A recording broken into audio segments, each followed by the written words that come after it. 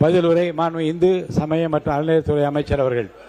நிறைய பாருங்க, பெரும்பாலான உறுப்பினர்கள் பயணம் செய்வதற்கு டிக்கெட்லாம் போட்டுட்டு பிளைட்டுக்கு போக வேண்டும், ட்ரெயினுக்கு போய் கேட்டுக்கொண்டிருக்கிறார்கள். மாண்புமிகு புதிய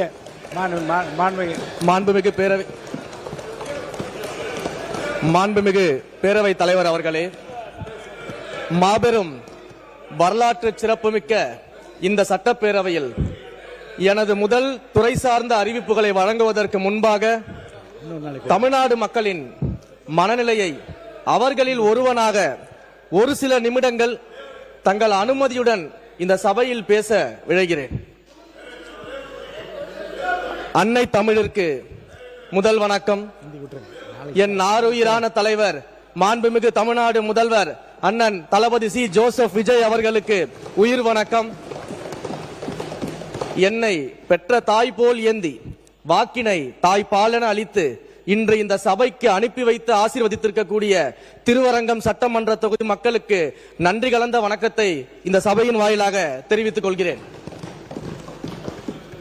The common man has become the ruler of the land. He holds his destiny in his own hand என்று சொல்லுவார்கள். சாமானியன் இன்று இந்த நாட்டின் ஆட்சியாளராக ஆகியிருக்கிறார். தனது தலைவிதியை தனது கைகளில் வைத்திருக்கிறார் என்ற சொற்றொடருக்கு ஏற்ற என்ற வரிகளை ஆழ்ந்து உணர்ந்த சாமானியர்களை, மிக சாமானியர்களை, என்னை போன்ற மிக மிக சாமானியர்களை சட்டமன்ற பேரவைக்குள் அமர வைத்த சரித்திரம் போற்றும் சாதனை தலைவராக நம்முடைய மாண்புமிகு தமிழ்நாடு முதல்வர் அவர்கள் இருக்கிறார். இந்து சமய அறநிலையத்துறையை நிர்வகிக்கும் பொறுப்பை மாண்புமிகு முதல்வர் அவர்கள் எனக்கு வழங்கி இருக்கிறார். அழுத்தமாக சொல்கிறேன், நிர்வகிக்கும் பொறுப்பை எனக்கு வழங்கி இருக்கிறார். ஏனென்றால் அறம் என்பது அதிகாரம் செலுத்துவதோ ஆதிக்கம் செலுத்துவதோ கிடையாது. அறம் என்பது நேர்மையோடு அன்போடு மக்களுக்கு சேவையாற்றுவது. அதனால்தான் அழுத்தமாக சொல்கிறேன், இந்து சமய அறநிலையத்துறையை நிர்வகிக்கும் பொறுப்பை மாண்புமிகு முதலமைச்சர் அவர்கள் எனக்கு வழங்கி இருக்கிறார். அதனால்தான் இந்து சமய அறநிலையத்துறையின் கொள்கை விளக்க குறிப்பில் கூட கடந்த காலங்களில் இருந்த ஆளுகைக்கு உட்பட்ட, அதிகாரத்திற்கு உட்பட்ட என்ற வார்த்தைகளை பல்வேறு இடங்களில் நாம் நீக்கி இருக்கிறோம். அன்போடு அறத்தோடு இந்து சமய அறநிலையத்துறை நடத்துவதற்கான வழிவகையை முன்னெடுத்திருக்கிறோம். திருக்கோயில்கள் நமது தமிழ்நாட்டின் நாகரிக கலை வளர்ச்சி நிலையங்களாக மட்டும் இல்லாமல் நீதி வழங்கும் இடமாகவும் கல்வி சாலைகளாகவும் பாதுகாப்பு அரணாகவும் விளங்கியதில் எந்தவிதமான மாற்று கருத்தும் இருக்க முடியாது. அதே திருக்கோயில்கள் இயல், இசை, நாடகம், ஓவியங்கள் மற்றும் சிற்பங்கள் முதலிய கலைகள் வளர்ப்பதற்கு பெரும் ஊன்றுகோலாக இருந்திருக்கிறது. அதே போல ஆழ்வார்கள், நாயன்மார்கள், அருளாளர்கள் போன்றவர்கள் எல்லாம் தங்களுடைய பாடல்கள் மூலமாகவும் கருத்துக்கள் மூலமாகவும் கோயில்கள் வாயிலாக தமிழ் வளர்த்த பெருமை பெற்ற ஒரு மண் இந்த தமிழ்நாட்டு மண். அதனால்தான் அறம் என்பது பசி ஆற்றுதல், தண்ணீர் வழங்குதல், பயணிகளுக்கு உதவுதல், ஏழைகளுக்கு ஆதரவு அளித்தல், தங்குமிடம் வழங்குதல், கால்நடைகளை பாதுகாத்தல் என்று பல்வேறு அறங்கள் இந்து சமய அறநிலையத்துறையின் கோயில்கள் வாயிலாக நம்முடைய ஆட்சியில் நிச்சயமாக பாதுகாக்கப்படும் என்பதை இந்த நேரத்தில் நான் தெரிவித்துக் கொள்கிறேன். ஏனென்றால் கோயில்கள் என்பது வெறும் வழிபாட்டு தலங்கள் மட்டுமல்ல. கோவில்கள் சமூக நலனையும் அறப்பணியையும் ஒரு முக்கிய அங்கமாக வகித்துக் கொண்டிருக்கிறது. கோயிலுடைய நிர்வாகத்தை பற்றி சொல்லும் பொழுது இந்த இடத்தில் தந்தை பெரியார் அவர்களை பற்றிய ஒரு வரலாற்று செய்தியை பதிய வைக்க வேண்டும் என்று நான் விரும்புகிறேன். தந்தை பெரியார் அவர்கள் பல்வேறு கோயில்களுக்கு தலைவராக இருந்திருக்கிறார் அவருடைய இளமை காலகட்டங்களில். அப்படி கோயில்களுக்கு அவர் தலைவராக இருந்தபோது கோயிலின் செல்வங்கள் கொள்ளை போகாமல் பாதுகாத்து வந்திருந்தார். திருப்பணிகள், திருவிழாக்கள் போன்றவற்றை செவ்வனே நடத்துவதற்கு உறுதுணையாக தந்தை பெரியார் அவர்கள் இருந்திருக்கிறார். குறிப்பாக ஈரோடு தேவஸ்தான கமிட்டியில் தந்தை பெரியார் பொறுப்பேற்ற போது அந்த தேவஸ்தானம் கடனில் இருந்தது. பல ஆண்டுகள் தலைவராக அந்த பதவியை நிர்வகித்து வந்த தந்தை பெரியார் அந்த பதவியை விட்டு விலகும் பொழுது ரூபாய் 45,000 ரூபாயை அந்த தேவஸ்தானத்திற்கு சேமிப்பு கணக்கில் வைத்துவிட்டு நிர்வாகம் செய்தவர். அப்படிப்பட்ட தந்தை பெரியார் அவர்களை கொள்கை வழிகாட்டியாக ஏற்றுக்கொண்ட நம்முடைய மாண்புமிகு முதல்வர் அவர்களுடைய ஆட்சியிலும் இந்த கோயில் நிர்வாகங்கள் மிகச் சிறப்பாக நடைபெறும் என்பதை இந்த நேரத்தில் நான் பதிவு செய்து கொள்ள விரும்புகிறேன். இந்த வரலாற்று செய்தியை படிக்கும் பொழுது நான் ஒரு விஷயத்துல உண்மையே நினைச்சு பார்த்தேன். தந்தை பெரியார் இவ்வளவு நிர்வாகத்திறனோடு இருக்கிறாரு, ஒருவேளை தேர்தல் அரசியலில் வந்து ஆட்சி அதிகாரத்தில் இருந்திருந்தால் அவருடைய நிர்வாகம் எப்படி இருந்திருக்கும் அப்படின்னு எனக்கு ஒரு சிந்தனை தோன்றியது. ஆனா அந்த சிந்தனைக்கு உடனடியா ஒரு பதிலும் கிடைச்சது. தந்தை பெரியாரை போலவே நம்முடைய தந்தை பெரியாரின் பேரனாக மாண்புமிகு முதலமைச்சர் இன்றைக்கு அந்த நிர்வாகத்தை நடத்தி கொண்டிருக்கிறார் அப்படின்னு. அதே போல நிறைய விமர்சனங்கள்லாம் வச்சாங்க இல்லையா நம்முடைய சட்டமன்ற உறுப்பினர்கள் பேசுவதை பத்தி எல்லாம். ஒரே ஒரு வரலாற்று செய்தி அதுக்கும் நான் பதிவு செய்யணும்னு ஆசைப்படுறேன். இதே சட்டமன்றத்தில் 1962 நடந்த ஒரு நிகழ்வை சொல்லணும்னு ஆசைப்படுறேன். அந்த நிகழ்வுகள்ல 1962 இந்த சட்டமன்றத்தினுடைய உறுப்பினராக இருந்த மதிப்பிற்குரிய முன்னாள் உறுப்பினர் ஒருவர் சட்டமன்றத்தில் பேசும் பொழுது திடீரென மயக்கம் போட்டு விழுந்துட்டார். எல்லாரும் அவரை தூக்கி எழுப்பி நிப்பாட்டி வச்சு உதவுறாங்க. அவர் பேச ஆரம்பிக்கும் போது ஒரு விஷயத்தை சொல்றாரு. என்னை மன்னிக்க வேண்டும் என்று நான் கேட்டுக்கொள்கிறேன். புதியதாக இந்த அவையில் இருப்பதன் காரணமாகவும் பொறுப்பு உணர்ச்சி அதிகமாக இருக்க காரணத்தினாலும் அளவுக்கு மீறி நான் கண் விழித்து கருத்துக்களை திரட்டுகிற பொறுப்பு உணர்ச்சியில் ஈடுபட்ட காரணத்தினாலும் தேவைக்கு மேலே கருத்துக்களை எல்லாம் திரட்டியதின் காரணத்தினாலும் கண் கோளாறு ஏற்பட்டு இந்த இடத்தில் நான் மயக்கம் போட்டு விழுந்து விட்டேன் என்று தன்னுடைய உரையில் அவர் பதிவு செய்திருக்கிறார். ஏன் இதை சொல்கிறேன் என்றால் அன்றைக்கு அண்ணாவின் தம்பிகள் எப்படி சட்டமன்றத்தில் இருந்தார்களோ இன்றைக்கு நமது அண்ணனின் தம்பிகள் அதே போலதான் சட்டமன்றத்தில் செயல்பட்டுக் கொண்டிருக்கிறார்கள் என்பதை இந்த நேரத்தில் தெரிவித்துக் கொள்கிறேன். இந்து சமய அறநிலைத்துறையின் அமைச்சராக அதிகமான கருத்துக்களை கேட்டு படித்துன்னு சொன்னீங்க. இப்ப அதிகமான நேரம் எடுத்துக்கொள்வதால் யாரும் மயக்கமிடாமல் இருக்க வேண்டும் என்று நான் விரும்புகிறேன். விரைவா முடிச்சிடுறேன், முன்னுரையை விரைவா முடிச்சிட்டு வந்துடுறேன். இந்து சமய அறநிலைத்துறையின் அமைச்சராக இருக்கும்போது தமிழர் கடவுளாகிய தமிழர்களின் அடையாளமாகிய கடவுள் முருகரை பற்றி நாம பேசாம கடந்துட முடியாது. ஏன் அப்படின்னா முருகர்னு சொன்னாலே சூரசம்ஹாரம் தான் எல்லாருக்கும் ஞாபகத்துக்கு வரும். அப்போ அங்க சூரன் யார் அப்படின்னு பார்த்தோம்னா நான் மட்டும்தான் ஆட்சி செய்வேன், நான் தான் நிரந்தர ஆட்சியாளர், மற்ற எல்லோரும் எனக்கு அடிமைகள் என்ற மனநிலையில் இருந்த ஒரு சூரனை ஒரு சாதாரண பாலகன் கையில் வேலேந்தி வந்து எதிர்த்து நின்றான். அப்ப அந்த சூரன் சொன்னாராம், இந்த சின்ன பையனா என்னை எதிர்த்து போர் புரிய போறான், இந்த சின்ன பையனா என்னை எதிர்த்து வென்று விட போறான் அப்படின்னு ஏளனமா பேசினாராம். ஆனா அந்த சின்ன பையன் தான் வேலேந்தி சூரனுடைய அந்த ஆட்சிக்கு முடிவுரை கொண்டு வந்தாரு. இதுல ஒரு விஷயத்தை நான் கவனிக்கணும். அதே சூரன் தோல்வியுற்ற பிறகு அந்த முருகரை பார்த்து பாடுறாராம், கோலமா மஞ்சை தண்ணில் குலவிய குமரன் தன்னை பாலன் என்று இருந்தேன் பரிசிவை உணர்ந்திலேன் யான் அப்படின்னு பாடுறாராம். சின்ன பையனை நினைச்சு நான் சாதாரணமா விட்டுட்டேன், ஆனா என்னையவே தோற்கடிப்பார்னு எனக்கு இப்பதான் தெரியும் அப்படின்னு சூரன் வந்து முருகரை பார்த்து பாடியதாக பாடல்கள் எல்லாம் இருக்கிறது. நான் சொல்றது 2026 தேர்தலும் கிட்டத்தட்ட ஒரு சூரசம்ஹாரம் தான் அப்படின்றதுக்காக தான். உடனே யார சூரன் சொல்றேன் அப்படின்ற ஒரு கதைக்குள்ள போய் யாரும் கூச்சலிட்டு கூப்பாடு போட வேணாம். நான் சொல்ற சூரன் அப்படிங்கிறது ஊழல், லஞ்சம், மக்களை பிரித்தாளக்கூடிய சாதிய அரசியல், மத அரசியல் என்ற சூரனை வீழ்த்தி எங்களுடைய வேலன் ஒரு ஜனநாயக ஆட்சியை இன்றைக்கு தமிழ்நாட்டில் நிறுவி இருக்கிறாரு.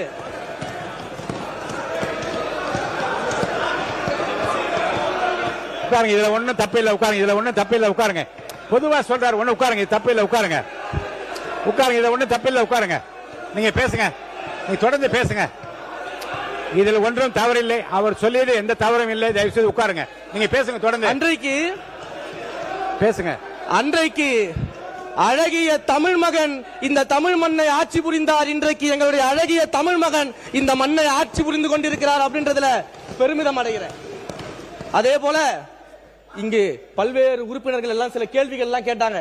அதற்கான பதிலையும் இப்போது நான் இந்து சமய அறநிலையத்துறையின் சார்பிலும் அதே போல ஸ்பெஷல் இம்ப்ளிமெண்டேஷன் ப்ரோக்ராம் சார்பிலும் இந்த இடத்துல சொல்லிட்டு நான் என்னுடைய அறிவிப்புகளை தெரிவிச்சிடுறேன்.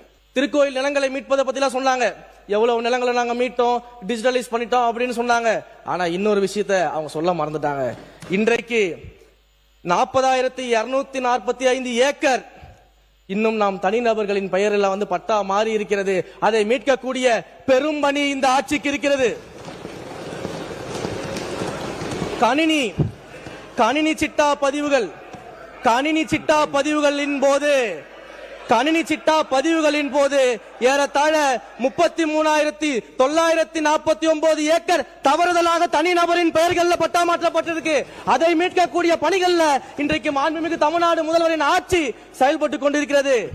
இப்படி பல்வேறு வகையில நிலங்களை மீட்பதற்கும் கோயில் நிலங்களை பாதுகாப்பதற்குமான அனைத்து பணிகளையும் நாம செஞ்சுக்கிட்டு இருக்கிறோம்.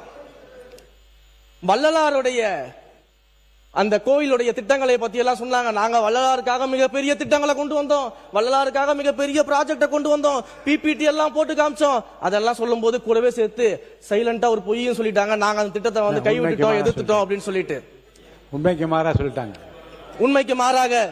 உண்மைக்கு மாறாக அந்த செய்தியை ஒண்ணு சொன்னாங்க. உண்மையிலேயே வள்ளலாருடைய அந்த கோவில் விஷயத்தில் நடந்தது என்ன அப்படின்னா, ஞான சபையின் பின்புறம், அந்த வள்ளலாரின் ஞான சபைக்கு பின்புறம் பெருவழி என்று சொல்லக்கூடிய இடத்துல மிக பெரிய ஒரு ப்ராஜெக்டுக்கான இம்ப்ளிமெண்டேஷன் அவங்க பண்ணிருந்தாங்க. அதை எதிர்த்து உண்மையாக இருக்கக்கூடிய வள்ளலாரின் பக்தர்கள் எல்லாருமே பல்வேறு இடங்கள்ல முறையிட்டு அந்த பெருவழியை ஒரு காலமும் நீங்க டிஸ்டர்ப் பண்ணக்கூடாது, அந்த பெருவழியை தயவு செய்து எந்த விதமான கட்டுமான பணிகள் நீங்க நடத்தக்கூடாது, அந்த பெருவழியை தயவு செய்து விட்டுட்டு வேற எங்க வேணாலும் நீங்க கட்டிக்கோங்கன்னு சொல்லும் பொழுது இதை துறை அதிகாரிகளோடு சேர்ந்து ஆலோசித்து நாங்கள் முடிவெடுக்கிறோம் என்றுதான் நாங்கள் நீதிமன்றத்தில் சொல்லியிருக்கோமே தவிர அதை கைவிட போறோம் எங்கேயுமே சொல்லல.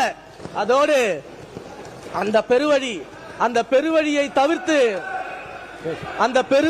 தவிர்த்து மற்ற இடங்களில் இந்த திட்டத்தை செயல்படுத்துவதாக அவர்களுக்கு நம்ம கொடுத்த வாக்குறுதியை அவங்க ஏத்துக்கிட்டு நம்முடைய சட்டமன்றத்திற்கு வள்ளலாரினுடைய பக்தர்கள் நேரடியாக வந்து மாண்புமிகு முதலமைச்சருக்கு நன்றி சொல்லி இருக்கிறாங்க.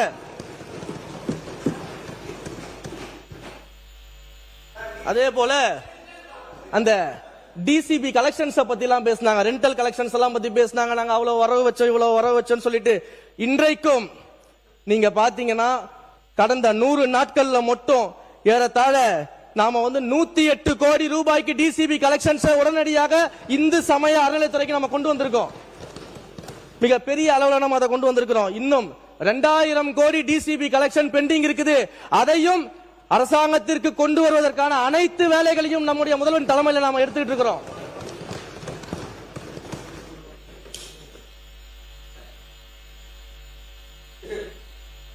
நிலங்களை பொறுத்த வரைக்கும் கடந்த 100 நாட்கள்ல நம்முடைய தீவிரமான செயல்பாட்டினால ஏறத்தாழ திருக்கோயில்களுக்கு சொந்தமான 464 ஏக்கரை திரும்ப கொண்டு வருவதற்கான மேல்முறையீட்டில் நம்முடைய அரசாங்கம் வந்து செயல்பட்டு இருக்கிறது. கணினி சிட்டா விவகாரத்தை பொறுத்த வரைக்கும் 349 ஏக்கரை மீண்டும் கொண்டு வருவதற்கான மேல்முறையீட்டு நடவடிக்கையில் நம்முடைய அரசாங்கம் இறங்கி இருக்கிறது. இந்த 100 நாட்கள்ல மட்டும் ஏறத்தாழ 45 ஏக்கர் நிலத்தை வந்து நம்ம கோயிலோட நம்ம சேர்த்திருக்கிறோம். இப்படி தொடர்ந்து கோயில் சொத்துக்களை பாதுகாப்பதிலும் கோயிலுடைய பராமரிப்பிலும் நம்முடைய அரசாங்கம் மிக பெரிய கவனத்தை செலுத்தி வருகிறது. அதே போல இந்த நகை உருக்குவதை பற்றி எல்லாம் பெருமையாக பேசினாங்க. அதுல எனக்கு எந்த விதமான மாற்று கருத்தும் இல்லை. ஆனா ஒரு கேள்விக்கு அவங்க பதில் சொல்ல வேண்டிய அவசியம் இங்க இருக்கிறது. நகையை உருக்குவதை மட்டும் பற்றி பேசிய அவர்கள் யாருமே கடந்த 12 வருஷங்களாக 10 வருஷம் 5 வருஷம் 20 வருஷமா இன்னும் பல கோயில்கள்ல நகையை மறுமதிப்பீடே பண்ணாம வச்சிருக்காங்க. ஆண்டுக்கு ஆண்டு செய்ய வேண்டிய நகையுடைய அனெக்சஸ் ஆட் பண்ணாம வச்சிருக்காங்க.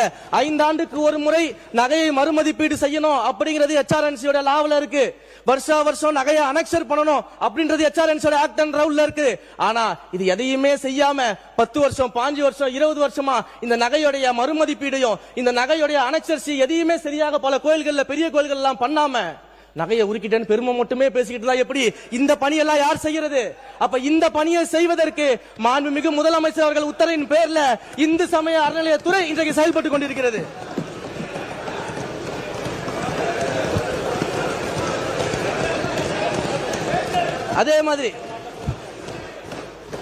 அதே மாதிரி நம்முடைய மாண்புமிகு மதுரையில் இருக்கக்கூடிய சட்டமன்ற உறுப்பினர் அவர்கள் வந்து அறங்காவலர் குழுவை பத்தி எல்லாம் பேசினாரு. அறங்காவலர் குழுவை பற்றி பேசும் பொழுது அறங்காவலர் குழு நியமனம் எப்படி நடந்ததுன்னு சொன்னாரு.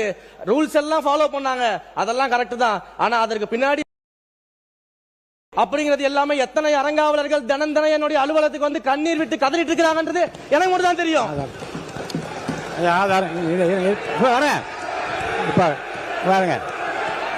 மறைமுகமா மாண்பு அமைச்சர் அதனால மறைமுகமா என்ன நடந்தது என்றால் அவைக்கும் நான் நீக்கிறேன். சரிங்க. நீக்கிடுங்க. சப்ஜெக்ட் மட்டும் பேசுங்க. சொல்லிட்டு உட்காருங்க. உட்காருங்க. எல்லாம் உட்காருங்க. எல்லாம் முக்கியமான உட்காருங்க. விஷயத்தை சொல்லிடுறேன். முடிங்க. உட்காருங்க. எடுத்துட்டாங்க. போதும். அறிவிப்புகளை சொல்லிடுறேன். அறிவிப்புக்கு வந்துட்டாரு. வாங்க. அறிவிப்புகளை சொல்லிடுறேன். வாங்க. வர அதே மாதிரி மாண்புமிகு அறிவிப்புகள் சொல்ற உட்காருங்க. எடுத்துட்டாங்க. அவை முன்னவர் மாண்பு பேரவைத் தலைவர்களே, மாண்பு இருங்க இல்ல மாண்பு பேரவைத் தலைவர் அவர்களே, அமைச்சர் அவர்கள் ஒரு குறிப்பிட்டதை நம்முடைய சட்டப்பேரவைத் தலைவர்கள் நீக்கி இருக்கிறார்கள். ஆகவே அமருங்கள். அமைச்சர் அவர்கள் அறிவிப்பை வெளியெடுக்கிறார். இருங்க. உட்காரு. எல்லாம் உட்காருங்க. அவர் அமைச்சர் மாண்புமிகு சேகர் பாபு இருங்க சார். இங்க பாருங்க. ஒரு நிமிஷம் உட்காருங்க சார். உட்காருங்க சார். இங்க மாண்புமிகு உறுப்பினருக்கு அவர் பேசின உடனே கையை காமிச்சிட்டேன். நீங்க எல்லாம் எழுந்து குரல் கொடுத்த காரணம் பதில் சொல்ல உடனே நீக்கியாச்சு. இருங்க. அது அவை குறிப்பு, அந்த வார்த்தை அவைக்கு நீக்கியாச்சு. இருங்க. அவர் சொன்னவற்றில் ஏதாவது விளக்கம் கொடுப்பது அவசியம் என்று கருதினால் மாண்புமிகு உறுப்பினர் சேகர் பாபு அவர்கள் இப்ப சொல்லலாம். மாண்புமிகு பேரவைத் தலைவர் அவர்களே, சிவன் சொத்து குலநாசம் என்பதை நாங்கள் தெளிவாக அறிந்தவர்கள். அவர் சொல்லுவதை போல் இந்த ஆடிட் செய்கின்ற விவகாரம் அந்தந்த துறை சார்ந்த அதிகாரிகளை சார்ந்தது. இந்த ஆடிட் மத்திய அரசு தன்னுடைய கையிருப்பிலே வைத்துக் கொள்ள வேண்டும் என்று முனைந்த போது அந்த ஆடிட்டை தமிழக அரசு தான் செய்யும் என்று போராடி வாதாடி தமிழக அரசின் சார்பில் ஆடிட்டை நிர்ணயம் செய்த நாங்கள். இவர் எந்த அறங்காவலர் குழு உறுப்பினருடன் வந்து அழுதார் என்று கேட்டு விளக்கினால் அதற்கு பொறுப்பேற்க நாங்கள் தயாராக இருக்கிறோம். வாய் புளித்ததோ மாங்காய் புளித்ததோ என்ற குற்றச்சாட்டுகளை அவைத்தலைவர் அவர்கள் தயவு செய்து பதிவு செய்யக்கூடாது.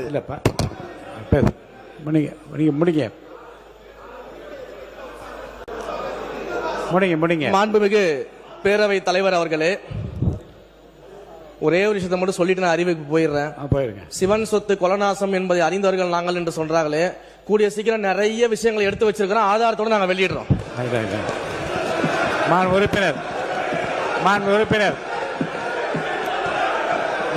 ஆதாரத்தோட வெளியிடுறேன். ஆதாரத்தோட வெளியிடுறேன். வாங்க. அமைச்சர் ஆதாரங்களை நீங்க வைத்துக் கொண்டிருக்கிற போது நீங்க பேசுங்க. இப்போது வேண்டாம். அவை குழு நீக்கிற தயவுசெய்து பேசி முடிங்க. இந்து சமய அறநிலையத்துறையின் சார்பில் இந்த பட்ஜெட்டுக்கான அறிவிப்புகளை மாண்புமிகு தமிழ்நாடு முதலமைச்சர் அவர்களுடைய ஆசிகளோடு இந்த மன்றத்தில் அறிவிப்புகளை நான் வெளியிட கடமைப்பட்டிருக்கிறேன். உட்காருங்க.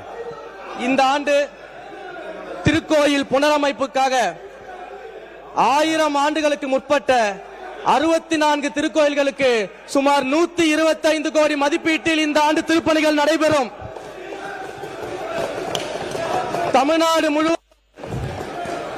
தமிழ்நாடு முழுவதும் சிதிலமடைந்த திருக்கோயில்களை தேர்வு செய்து சுமார் 150 திருக்கோயில்களுக்கு 85 கோடி மதிப்பீட்டில் இந்த ஆண்டு திருப்பணிகள் நடத்தப்படும்.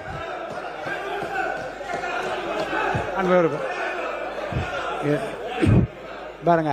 திரும்ப இல்ல மாண்புமிகு திராவிட முன்னேற்ற கழக உறுப்பினருக்கு நான் ஒன்று தெரிவிக்க விரும்புகிறேன்.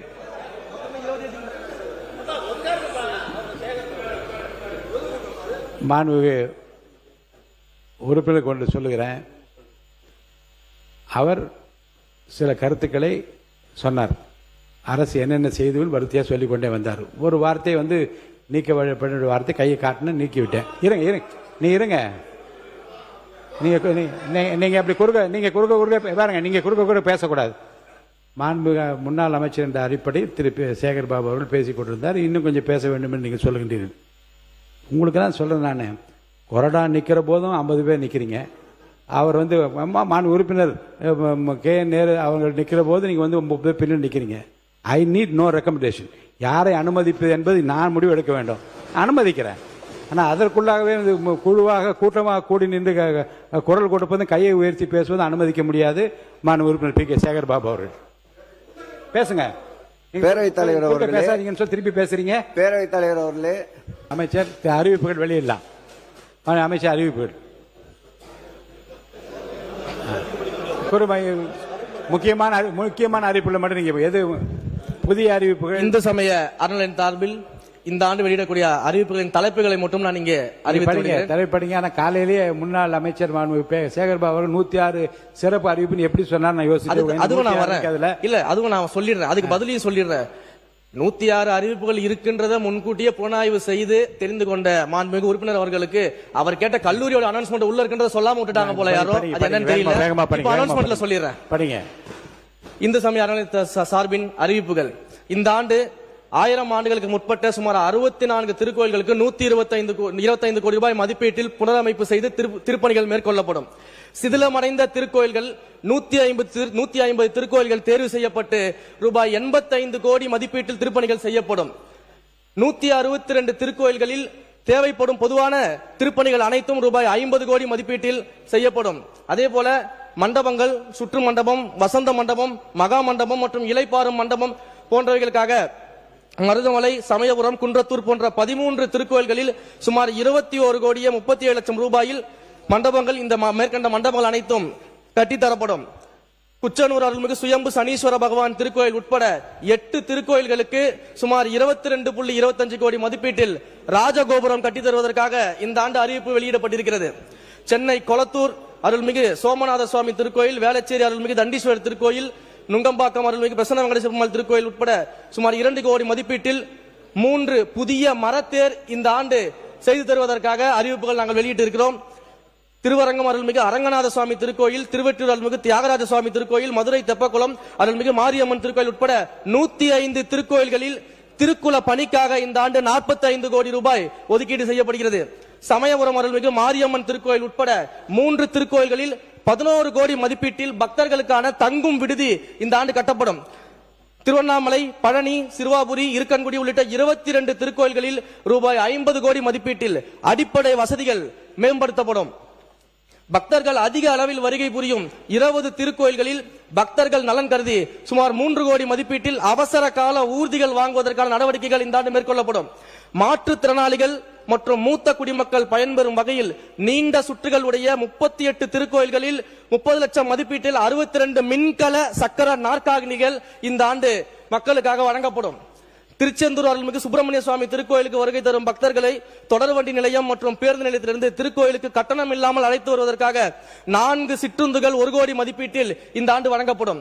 திருநெல்வேலி மாவட்டம் காரையார் அருள்மிகு சொரிமுத்தையனார் திருக்கோயிலில் வருகை தரும் பக்தர்களுக்கு மலைக்கு கட்டணம் இல்லாமல் சென்று வருவதற்காக 2 பேருந்துகள் சுமார் 1 கோடி மதிப்பீட்டில் இந்த ஆண்டு வழங்கப்படும்.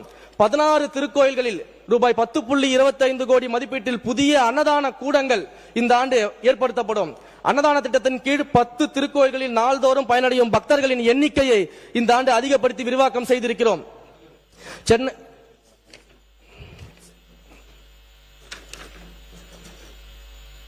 திருக்கோயில் பணியாளர்கள் நலன்களை கருத்தில் கொண்டு திருக்கோயில் பணியாளர்கள் ஓய்வு பெறும் போது தற்போது ஈட்டிய விடுப்பு 210 நாட்கள் ஒப்படைப்பு செய்யப்பட்டு அதற்கான பணப்பலன்களை பெற்று வரும் நிலையில் ஒப்படைப்பு செய்யப்படும் ஈட்டிய விடுப்பை இந்த ஆண்டு முதல் 240 நாட்களாக உயர்த்தி திருக்கோயில் பணியாளர்களுக்கு இந்த பணப்பலன்கள் வழங்கப்படும்.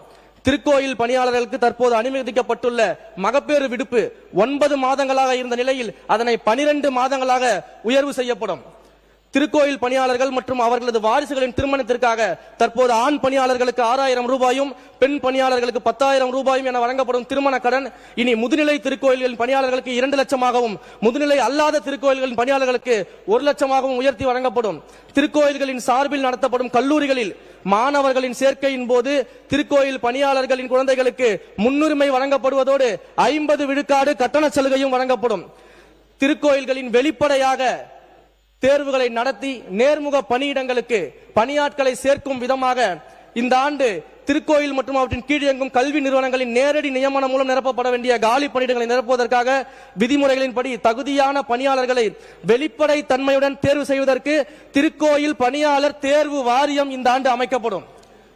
திருக்கோயில்கள் நடத்தப்படும் 4 பள்ளிகளில் சுகாதார வளாகம், சுத்திகரிக்கப்பட்ட குடிநீர் வசதி, விளையாட்டு மைதானம், கலையரங்கம், தரைதளம் அமைத்தல், ஸ்மார்ட் போர்டு, கண்காணிப்பு கேமரா போன்ற அடிப்படை வசதிகளை மேம்படுத்துவதற்காக 5.52 கோடி இந்த ஆண்டு ஒதுக்கப்பட்டிருக்கிறது. நாமக்கல் மாவட்டம் திருச்செங்கோடு அருள்மிகு அர்த்தநாரீஸ்வரர் திருக்கோயிலில் கலை மற்றும் அறிவியல் கல்லூரி தற்போது வாடகை கட்டடத்தில் இயங்கி வருவதால் ரூபாய் 15 கோடி மதிப்பீட்டில் நிரந்தர கட்டடம் கட்ட நடவடிக்கை எடுக்கப்படும். இந்து சமய அறநிலையத்துறையின் பதிப்பக பிரிவின் மூலம் அச்சில் இல்லாத, இதுவரை அச்சிற்கே வராத, திருக்கோயில் வளராறு, பக்தி தமிழ் இலக்கிய நூல்கள் என 108 அரிய நூல்கள் செம்பதிப்பாகவும் மலிவு பதிப்பாகவும் வெளியிடப்படும். அவற்றை மின்னணு நூல்களாகவும் தரவிறக்கம் செய்து பயன்படுத்திக் கொள்வதற்கான வழிவகை செய்யப்படும். முதுநிலை திருக்கோயில்களின் தல வரலாறு இத்துறையால் தமிழில் வெளியிடப்பட்ட நிலையில் வெளிமாநிலங்களும் மற்றும் வெளிநாட்டு பக்தர்களும் எளிதும் அறிந்து கொள்ளும் வகையில் ஆங்கிலத்திலும் மொழிபெயர்ப்பு செய்து வெளியிடப்படும். திருக்கோயில் வரலாற்று விளக்க அரங்கம்.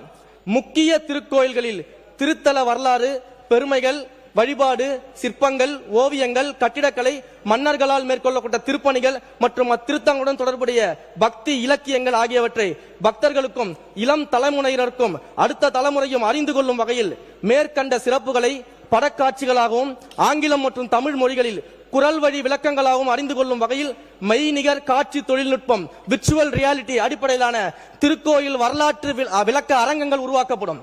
திருக்கோயில் மற்றும் திருமணங்களுக்கு சொந்தமான யானைகள் புத்துணர்வு பெறும் வகையில் யானைகள் நலவாழ்வு முகாம் தேக்கம்பட்டி பவானி ஆற்றம்படுகையில் மீண்டும் நடத்தப்படும். இம்முகாமிற்காக 3 கோடி நிதி ஒதுக்கப்பட்டிருக்கிறது. பள்ளி குழந்தைகளின் பசிப்பினியை போக்கிய பெருந்தலைவர் காமராஜர் அவர்களின் பிறந்த நாளான ஜூலை 15ஆம் நாள் ஆண்டுதோறும் முக்கிய திருக்கோயில்களில் சிறப்பு வழிபாடு நடத்தப்பட்டு பொது விருந்து அளிக்கப்படும் என்பதை இந்த நேரத்தில் மகிழ்ச்சியோடு தெரிவித்துக் கொள்கிறோம்.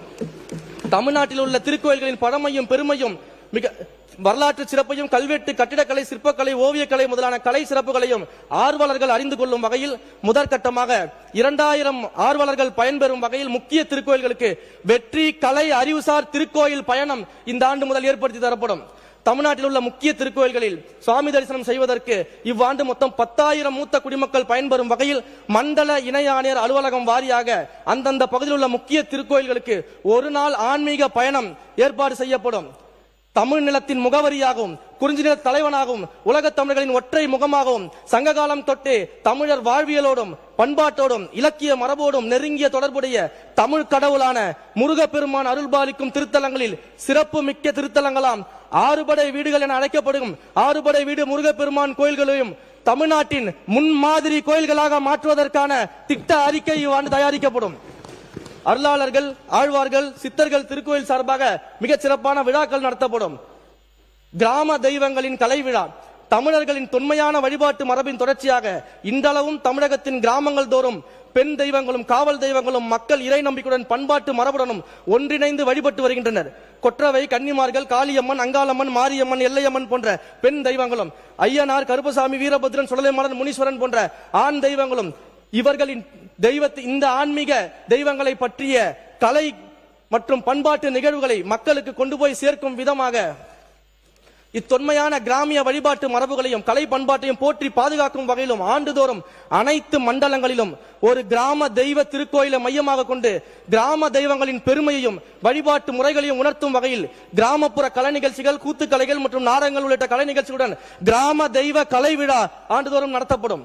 திருக்கோயில்களுக்கு சொந்தமான பயன்பாட்டில் இல்லாத நிலங்களில் அந்தந்த திருக்கோயிலுடன் தொடர்புடைய தல விருட்சங்கள் மற்றும் மண்ணுக்கேற்ற மரங்கள் அடர் வனங்களாக வளர்க்கப்பட்டு மூலிகை தாவரங்கள் வளர்க்கப்பட்டு மேலும் திருக்கோயில் பூஜைகளுக்கு தேவையான மலர்களை வழங்கும் செடிகள் வளர்க்கப்பட்டு திருக்கோயில் நந்தவனங்கள் ஏற்பாடு செய்யப்பட்டு அங்கே முதியோர்கள் மற்றும் இளம் தலைமுறையினரும் வழிபாடு செய்வதற்கான சூழல்கள் உருவாக்கி தரப்படும்.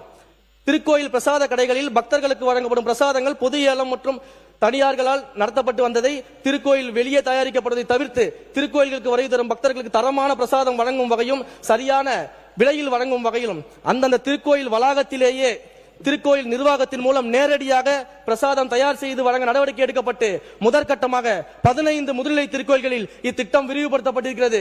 இதே போன்று இதர முதுநிலை திருக்கோயில்களிலும் இதே நடைமுறையில் திருக்கோயில் நிர்வாகத்தின் மூலம் நேரடியாக பிரசாதம் தயார் செய்து வழங்குவதற்கான நடவடிக்கை எடுக்கப்படும் என்பதை இந்த அவையின் வாயிலாக அறிவிப்பாக வெளியிட்டுக் கொள்கிறேன். சிறப்பு திட்ட செயலாக்கத்துறை சார்பாக அறிவிப்பு. சிறப்பு திட்ட செயலாக்கத்துறை அறிவிப்பு. தலைப்பு மட்டும் படிச்சிடலாம். சிறப்பு திட்ட செயலாக்கத்துறையின் சார்பில் வெற்றி திறன் பயிற்சி திட்டத்தின் கீழ் சர்வதேச அங்கீகாரம் பெற்ற சான்றிதழ்களுடன் கூடிய பாதுகாப்பு திறனாளர்களை உருவாக்கும் பயிற்சி வழங்கப்படும். வெற்றி திறன் பயிற்சி திட்டத்தின் கீழ் உயர் மதிப்பெண்கள் எடுத்து தேர்ச்சி பெற்று வரும் மாணவர்களுக்கு project management professional, tunnel construction technology, industrial robotics உள்ளிட்ட தொழில்துறை சார்ந்த உலகளாவிய சான்றிதழ் பயிற்சிகள் வழங்கப்படும். வெற்றி திறன் பயிற்சி திட்டத்தின் கீழ் கல்லூரி மாணவர்களுக்கான இந்திய தொழில்நுட்ப கழகம் IIT மெட்ராஸ் மூலமாக சிறப்பு திறன் பயிற்சிகள் வழங்கப்படும். வெற்றி திறன் பயிற்சி திட்டத்தின் கீழ் பொருளாதாரத்தில் பின்தங்கிய குடும்பங்களை சேர்ந்த வேலை வாய்ப்பில்லாத IT பட்டதாரிகளுக்கு சர்வதேச சான்றிதழ் பயிற்சியின் மூலம் உள்நாட்டு மற்றும் வெளிநாடுகளில் வேலை வாய்ப்புகள் பெறுவதற்கான திட்டம் உருவாக்கப்படும் என்பதை மாண்புமிகு முதலமைச்சர் அவர்கள் என்னுடைய அறிவுறுத்தலின் பேரில் இந்த அவையில் பதிவு செய்து கொள்கிறேன். வெற்றி தீர்மானங்கள் திரும்ப பெறணும் ஒரு கோரிக்கை வச்சு படிச்சிருக்கேன்.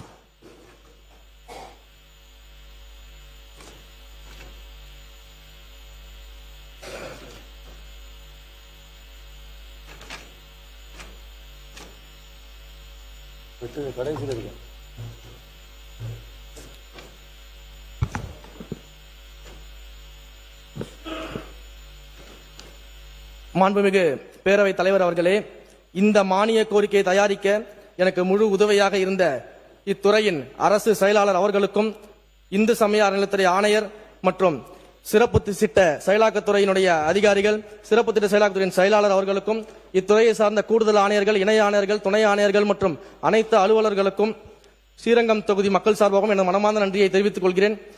மாண்புமிகு உறுப்பினர்கள் கொடுத்த வெட்டு தீர்மானங்களை திரும்ப பெற்று மானிய கோரிக்கையை நிறைவேற்றி தருமாறு கேட்டுக்கொள்கிறேன்.